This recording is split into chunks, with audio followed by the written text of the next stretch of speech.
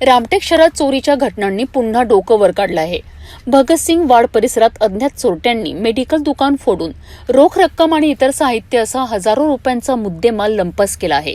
या घटनेमुळे परिसरात भीतीचं वातावरण निर्माण झालं असून नागरिकांनी पोलिसांकडे गस्त वाढवण्याची मागणी केली आहे। रामटेक शहरातील भगतसिंग वाड परिसरात ही चोरीची घटना घडली आहे। तक्रारदार गोवर्धन मलालसिंग डहारे यांनी दिलेल्या माहितीनुसार 8 मेच्या रात्री ते आणि त्यांची पत्नी दुकान बंद करून घरी गेले होते। मात्र 9 मे रोजी पहाटे सुमारे 4 वाजताच्या सुमारास त्यांना दुकानात चोरी झाल्याची माहिती मिळाली। घटनास्थळी धाव घेतली असता दुकानाचं शटर तोडून अज्ञात चोरट्यांनी आत प्रवेश केल्याचं समोर आलंय। चोरट्यांनी कॅश काउंटरमधील अंदाजे 9,000 रुपयांची रोख रक्कम चोरून नेली। याशिवाय केशव नान्हे यांच्या घरातून इंडियन कंपनीचा गॅस सिलेंडर आणि इतर साहित्यही चोरीस गेल्याचं समोर आलं आहे। या सर्व मुद्देमालाची एकूण किंमत अंदाजे 15,500 रुपये असल्याची माहिती मिळाली आहे। घटनेची माहिती मिळताच पोलिसांनी घटनास्थळी धाव घेत पंचनामा केलाय। अज्ञात चोरट्यांविरुद्ध गुन्हा दाखल करण्यात आला असून सध्या पुढील तपास सुरू आहे।